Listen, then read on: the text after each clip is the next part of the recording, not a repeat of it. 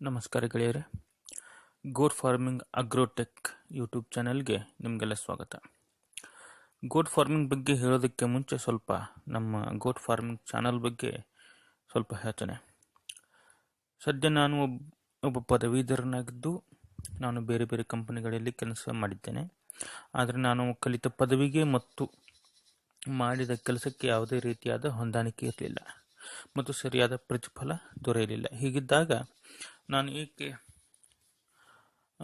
ಸ್ವಂತ ಉದ್ಯೋಗ ಮಾಡಬಾರ್ದಂತ ವಿಚಾರ ಮಾಡಿ ಅಥವಾ ಹೊಸ ಬಿಸ್ನೆಸ್ ಮಾಡಬಾರ್ದಂತ ಬಿಸ್ನೆಸ್ ಐಡಿಯಾಗಳನ್ನು ಹುಡುಕುತ್ತಾ ಹೋದೆ. ಆ ಸಮಯದಲ್ಲಿ ನನಗೆ ಉತ್ತಮ ಬಿಸ್ನೆಸ್ ಅನಿಸಿದ್ದು ಆಡು ಸಾಕಾಣಿಕೆ ಅಥವಾ ಕುರಿ ಸಾಕಾಣಿಕೆ. ನೀವು ಕೇಳಬಹುದು, ಆಡು ಸಾಕಾಣಿಕೆ ಅಥವಾ ಕುರಿ ಸಾಕಾಣಿಕೆಯನ್ನೇ ಏಕೆ ನೀವು ಆಯ್ಕೆ ಮಾಡಿಕೊಂಡ್ರಿ ಅಂತ ಹೇಳಿ. ಅದಕ್ಕೆ ಒಂದು ತುಂಬ ಉತ್ತಮವಾದ ಅಂದರೆ ಈ ಆಡು ಸಾಕಾಣಿಕೆ ಅಥವಾ ಕುರಿ ಸಾಕಾಣಿಕೆಯಲ್ಲಿ ನಾವು ಬೇರೆ ಬೇರೆ ಉದ್ಯೋಗದಲ್ಲಿ ಇರ್ತಕ್ಕಂಥ ರಿಸ್ಕ್ ಇಲ್ಲ. ಯಾಕಂದರೆ ಮೊದಲನೇದು ಹೇಳಬೇಕಂತಂದರೆ ಈ ಒಂದು ಉದ್ಯೋಗದಲ್ಲಿ ನಾವು ಬಂಡವಾಳ ತುಂಬ ಹಿಡಿಯಲ್ಲ. ನಾವು ಕಡಿಮೆ ಬಂಡವಾಳದಲ್ಲೂ ಪ್ರಾರಂಭ ಮಾಡ್ಬೋದು. ಎರಡನೇದಾಗಿ ಇದರಲ್ಲಿ ಮಾಡಬೇಕಂತ ಕೆಲಸನೂ ತುಂಬ ಕಡಿಮೆ ಇರ್ತದೆ. ಬೇರೆ ಉದ್ಯೋಗದಲ್ಲಿ ನಾವು ಹೆಚ್ಚಿಗೆ ಮಾಡಬೇಕಾಗ್ತದೆ. ಮೂರನೇದ್ದು, ಈ ಉದ್ಯೋಗದಲ್ಲಿ ಮಾರ್ಕೆಟಿಂಗ್ ಅವಶ್ಯಕತೆ ಇಲ್ಲ. ಯಾಕಂದರೆ ನೀವು ನಿಮ್ಮ ಫಾರ್ಮ್ಗೆ ಖರೀದಿದಾರರು ಬಂದು ನಿಮ್ಮ ಆಡುಗಳನ್ನು ಅಥವಾ ಕುರಿಗಳನ್ನು ತೆಗೆದುಕೊಂಡು ಹೋಗ್ತಾರೆ. ಈ ಕಾರಣದಿಂದ ನಾನು ಆಡು ಸಾಕಾಣಿಕೆ ಅಥವಾ ಕುರಿ ಸಾಕಾಣಿಕೆಯನ್ನು ನಾನು ಉದ್ಯೋಗ ಮಾಡಬೇಕಂತ ಹೇಳಿ ತೆಗೆದುಕೊಂಡೆ. ನಂತರ ಒಂದು ಸಾರಿ ನಿರ್ಧಾರ ತೆಗೆದುಕೊಂಡ ಮೇಲೆ ಇದಕ್ಕೆ ಬೇಕಾದಂಥ ಮಾಹಿತಿಯನ್ನು ತೆಗೆದುಕೊಳ್ಳುವ ಸಲುವಾಗಿ ಒಂದು ಟ್ರೈನಿಂಗಿಗೂ ಹೋದೆ. ಟ್ರೈನಿಂಗ್ನು ಅಟೆಂಡ್ ಮಾಡಿದೆ ನಾನು. ಅದು ಎಲ್ಲಿ ಅಂತಂದರೆ ಬಾಗಲಕೋಟೆಯಲ್ಲಿ ಕರ್ನಾಟಕ ಕೃಷಿ KFRC ಅಂತ ಹೇಳಿ ಬಾಗಲಕೋಟೆನಲ್ಲಿದೆ. ಯಾರು ಬೇಕಾದರೂ ಅದನ್ನು ಅಟೆಂಡ್ ಮಾಡ್ಬೋದು. ಅಲ್ಲಿ ನಾನು ಟ್ರೈನಿಂಗ್ ತೊಗೊಂಡೆ. ಅದರ ನಂತರ ಬೇರೆ ಬೇರೆ ಗೋಟ್ ಫಾರ್ಮ್ಗಳಿಗೆ ವಿಸಿಟ್ ಮಾಡಿದೆ. ಆ ವಿಸಿಟ್ ಮಾಡಿದಾಗ ನಾನು ಅಲ್ಲಿ ಹಲವಾರು ವಿಡಿಯೋಗಳನ್ನು ತೆಗೆದುಕೊಂಡೆ. ಆ ವಿಡಿಯೋಗಳು ಮತ್ತು ಅಲ್ಲಿದ್ದಂತಹ ರೈತರಿಂದ ಮಾಹಿತಿಯನ್ನು ಪಡೆದುಕೊಂಡು ಅದನ್ನು ಸಂಗ್ರಹಿಸಿಟ್ಕೊಂಡಿದ್ದೇನೆ. ನಾನು ಒಬ್ಬನೇ ಮಾಡದೆ ನನ್ನ ಹಾಗೆ ಯಾರಾದರೂ ಆಸಕ್ತರಿದ್ದರೆ ಅವರಿಗೂ ಕೂಡ ಇದು ಹೆಲ್ಪ್ ಆಗಲಿ ಅಂತ ಹೇಳಿ ನಾನು ಈ ಗೋಟ್ ಫಾರ್ಮಿಂಗ್ ಅಗ್ರೋಟೆಕ್ ಮೂಲಕ ಜನರಿಗೂ ತಿಳಿಸ್ತಾ ಇದ್ದೇನೆ. ಆಸಕ್ತರನ್ನು ಇದನ್ನು ಮಾಡ್ಕೋಬಹುದು. ಸೊ ನಾನು ಹಾಕಿದ ವಿಡಿಯೋಗಳನ್ನು ಹಲವಾರು ಜನ ನೋಡಿ ಲೈಕ್ ಮಾಡಿದ್ದಾರೆ, ಕಮೆಂಟ್ ಮಾಡಿದ್ದಾರೆ. ಆಸಕ್ತಿ ಇದ್ದಂತಹ ಜನರು ನನಗೆ ಕಮೆಂಟ್ ಮಾಡಿ ಅದರ ಬಗ್ಗೆ ನನ್ನ ಫೋನ್ ನಂಬರ್ ತಗೊಂಡು ನನಗೆ ಕೇಳ್ಕೊಂಡಿದ್ದಾರೆ, ಏನು ಬೇಕು, ಶೆಡ್ ಯಾವ ರೀತಿ ನಿರ್ಮಾಣ ಮಾಡಬೇಕು, ಎಷ್ಟು ಖರ್ಚು ಬಂತು, ಯಾವ ರೀತಿ ಅಂತ ಹೇಳಿ. ಸೊ ನಾನು ಇದನ್ನು ಎಲ್ಲರಿಗೂ ತಿಳಿಸುವ ಸಲುವಾಗಿ ನಾನು ಹೊಸದಾಗಿ ಈ ವಿಡಿಯೋವನ್ನು ಮಾಡ್ತಾ ಇದ್ದೇನೆ. ಸೊ ಇದು ಮೊದಲನೇ ವಿಡಿಯೋದಲ್ಲಿ ನಾವು ಆಡು ಸಾಕಾಣಿಕೆ ಮತ್ತು ಕುರಿ ಸಾಕಾಣಿಕೆಯ ಒಂದು ಸಂಕ್ಷಿಪ್ತವಾದ ಪರಿಚಯವನ್ನು ಪಡೆದುಕೊಳ್ಳೋಣ.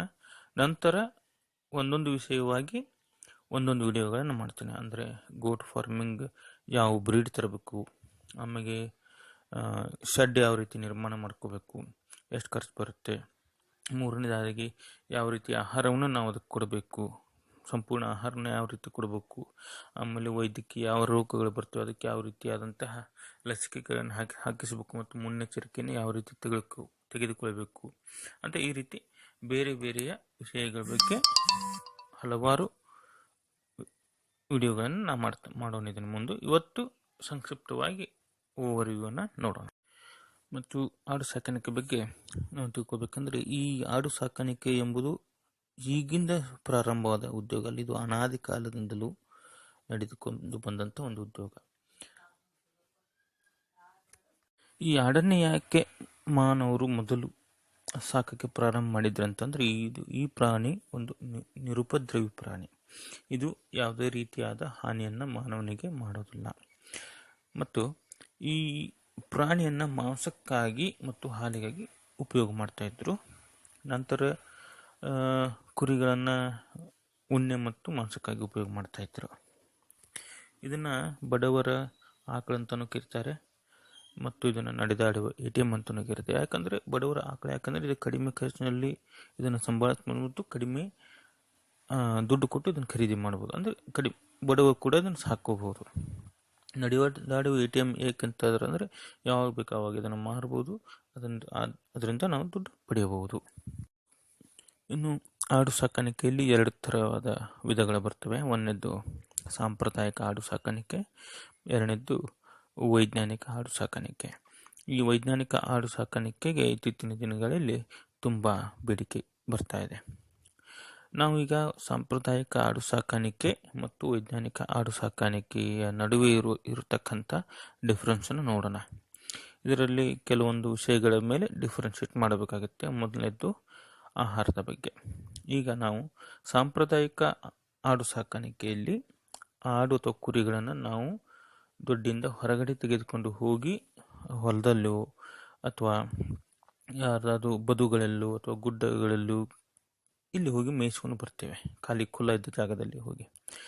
ವೈಜ್ಞಾನಿಕ ಆಡು ಸಾಕಾಣಿಕೆಯಲ್ಲಿ ಯಾವುದೇ ರೀತಿಯಾಗಿ ಆಡು ಅಥವಾ ಕುರಿಗಳನ್ನು ನಾವು ಹೊರಗಡೆ ತೆಗೆದುಕೊಂಡು ಹೋಗೋದಿಲ್ಲ.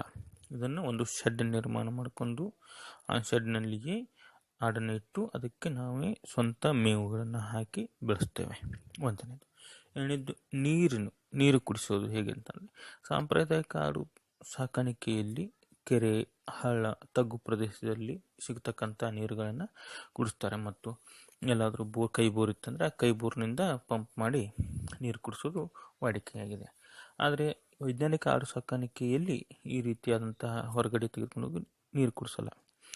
ಒಂದೇ ಇದು ಶೆಡ್ನಲ್ಲಿ ಹೊಡೆದಂಥ ಬೋರ್ನಿಂದ ಅಥವಾ ಬಾವಿ ಇದ್ದರೆ ಆ ಬಾವಿಯಿಂದ ನೀರನ್ನು ಎತ್ತಿ ಅದು ಕುಡಿಸ್ತಾರೆ. ಅದನ್ನು ಉಪಯೋಗ ಮಾಡೋದಕ್ಕಿಂತ ಮುಂಚೆ ಅದು ಕುಡಿಯಲು ಯೋಗ್ಯ ಇದೆಯೋ ಇಲ್ಲವೋ ಅನ್ನೋದನ್ನು ತಿಳ್ಕೊಬೇಕಾಗ್ತದೆ.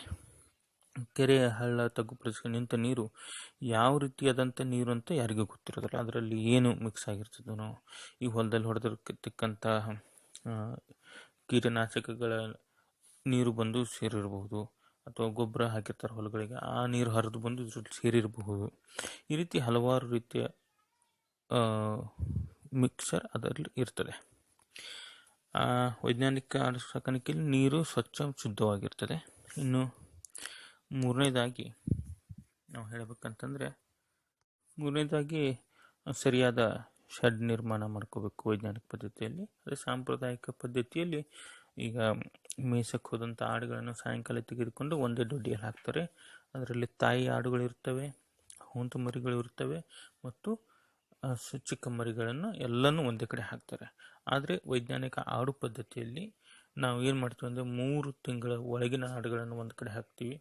3 ರಿಂದ 9 ತಿಂಗಳ ಇರ್ತಕ್ಕಂಥ ಆಡುಗಳು ಒಂದು ಕಡೆ, 6 ಮರಿಗಳು ಒಂದು ಕಡೆ, ಅಥವಾ ಕೆಲವೊಬ್ಬರು 3 ರಿಂದ 6 ತಿಂಗಳನ್ನು ಮಾಡ್ತಾರೆ, 6 ರಿಂದ 9 ತಿಂಗಳನ್ನು ಮಾಡ್ಕೋತಾರೆ. ಆಮೇಲೆ 9 ತಿಂಗಳಿನ ನಂತರದನ್ನು ಒಂದು ಕಡೆ ಹಾಕ್ತಾರೆ. ಆಮೇಲೆ ತಾಯಿ ಆಡುಗಳನ್ನು ಒಂದು ಕಡೆ ಹಾಕ್ತಾರೆ, ದೊಡ್ಡ ಹೋತುಗಳನ್ನು ಒಂದು ಕಡೆ ಹಾಕ್ತಾರೆ. ನಂತರ ಗರ್ಭ ಧರಿಸಿದಂಥ ಆಡುಗಳನ್ನು ಒಂದು ಕಡೆ ಹಾಕಿ ಸಾಕೋ ಪದ್ಧತಿ ಇರ್ತದೆ. ಮತ್ತು ಇದರಲ್ಲಿ ಪ್ರತಿಯೊಂದು ಆಡಿಗೆ ಅದರದೇ ಆದ ಜಾಗವನ್ನು ಕೊಟ್ಟಿರ್ತಾರೆ. ಪರ್ಟಿಕ್ಯುಲರ್ ಆಗಿ ಚಿಕ್ಕ ಆಡಿಗೆ ಎಷ್ಟು ಬೇಕು, ದೊಡ್ಡ ಆಡಿಗೆ ಎಷ್ಟು ಬೇಕು, ಹೋತುಮರಿಗೆ ಎಷ್ಟು ಬೇಕು, ಮತ್ತು ಹೆಣ್ಣಾಡಿಗೆ ಎಷ್ಟು ಬೇಕು ಅಂತ ಹೇಳಿ. ಈ ರೀತಿ ನಾವು ವೈಜ್ಞಾನಿಕವಾಗಿ ಶೆಡ್ಗಳನ್ನು ನಿರ್ಮಾಣ ಮಾಡಿಕೊಂಡ್ರೆ ಸುಲಭವಾಗಿ ಆಡನ್ನು ಸಾಕಬಹುದಾಗಿದೆ. ಇನ್ನು ಆಹಾರದ ಬಗ್ಗೆ ಹೇಳಬೇಕಂದ್ರೆ, ನಾವು ಕೊಡ್ತಕ್ಕಂಥ ಆಹಾರದಲ್ಲಿ ಎಲ್ಲ ರೀತಿಯ ಒಂದು ಪ್ರೋಟೀನ್, ವಿಟಮಿನ್ ಮತ್ತು ಸಾರಜನಕ, ಕಾರ್ಬೋಹೈಡ್ರೇಟ್ಸ್ ಎಲ್ಲ ಸಿಗುವ ಹಾಗೆ ನಾವು ಮಾಡಬೇಕಾಗುತ್ತೆ. ಅದೇ ಹೊರಗಡೆ ಬಿಟ್ಟು ಸಾಕೋ ಪದ್ಧತಿಯಲ್ಲಿ ನಾವು ಇದನ್ನೆಲ್ಲ ಮೇಂಟೈನ್ ಮಾಡೋಕ್ಕಾಗಲ್ಲ. ಯಾಕಂದರೆ ಹೊರಗಡೆ ನಾವು ತೆಗೆದುಕೊಂಡು ಹೋದಾಗ ಯಾವುದೋ ಒಂದು ಹೊಲದಲ್ಲಿ ನಾವು ತಿನ್ನಿಸ್ಬೇಕಾದ್ರೆ ಅಲ್ಲಿ ಬರೀ ಹುಳ್ಳಿ ಬಿತ್ತಿದ್ರು ಅಂತ ಇಟ್ಕೊಂಡ್ರೆ ಅದು ಪೂರ್ತಿ ಹುಳ್ಳಿಯನ್ನು ತಿಂದುಬಿಡ್ತಾವತ್ತು. ಸೊ ಅಲ್ಲಿ ಸ್ವಲ್ಪ ಪ್ರಾಬ್ಲಮ್ ಆಗುತ್ತೆ. ಯಾಕಂದರೆ ಹುಳ್ಳಿಯನ್ನು ತುಂಬ ತಿಂದರೆ ಆಡಿಗೆ ಹೊಟ್ಟೆ ಉಬ್ಬಿ ಸಾಯುವ ಚಾನ್ಸಸ್ ಇರ್ತದೆ. ಸೊ ಈ ರೀತಿ. ಆಮೇಲೆ ಹೊರಗಡೆ ತೆಗೆದುಕೊಂಡು ಹೋದಾಗ ವಿಷಕಾರಿ ಬಳ್ಳಿಗಳನ್ನು ತಿನ್ನೋ ಚಾನ್ಸ್ ಇರ್ತದೆ. ಹೀಗಾಗಿ ಹೊರಗಡೆ ಕರ್ಕೊಂಡು ಹೋಗೋದಕ್ಕಿಂತ ಇಲ್ಲಿ ಮಾಡಬೇಕಾದ್ರೆ ಹಾಗೆ ಸ್ವಲ್ಪ ಒಂದು ಆಹಾರವನ್ನು ಯಾವ ರೀತಿ ಕೊಡಬೇಕಂದ್ರೆ, ಇದರಲ್ಲಿ ಸಾರಜನಕ ಇರಬೇಕು. ಇದರಿಂದ ಆಡುಗಳು ಉತ್ತಮವಾಗಿ ಬೆಳವಣಿಗೆ ಅಂತಂದರೆ ಎತ್ತರ ಆಗ್ತವೆ. ಎರಡನೇದ್ದು ಪ್ರೋಟೀನ್ ಇರಬೇಕು. ಇವು ದ್ವಿದಳ ಧಾನ್ಯದಲ್ಲಿ ಸಿಗುತ್ತದೆ. ಇದರಿಂದ ಆಡಿನ ದೇಹ ದಪ್ಪವಾಗುತ್ತೆ. ಪ್ರೋಟೀನ್ ಯುಕ್ತ ಆಹಾರ ತಿನ್ನೋದ್ರಿಂದ ಉಬ್ಬುತ್ತವೆ.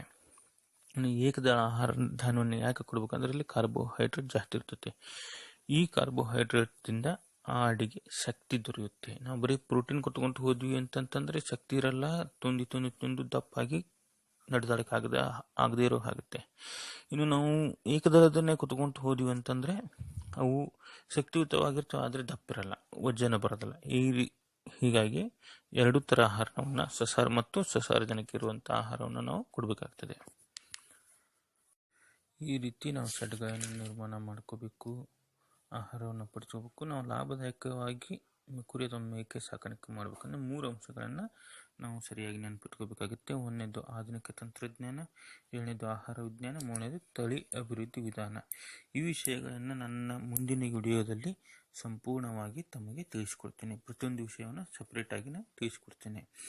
ಈ ವಿಡಿಯೋ ನಿಮಗೆ ಇಷ್ಟ ಆಗಿದ್ದರೆ ಲೈಕ್ ಮಾಡಿ, ಸಬ್ಸ್ಕ್ರೈಬ್ ಮಾಡಿ ಮತ್ತು ಶೇರ್ ಮಾಡಿಕೊಡಿ. ನಿಮ್ದು ಯಾವುದಾದ್ರೂ ಪ್ರಶ್ನೆ ಇದ್ದರೆ ಕಮೆಂಟ್ನಲ್ಲಿ ಹಾಕಿ ನನ್ನನ್ನು ಕೇಳಬಹುದು.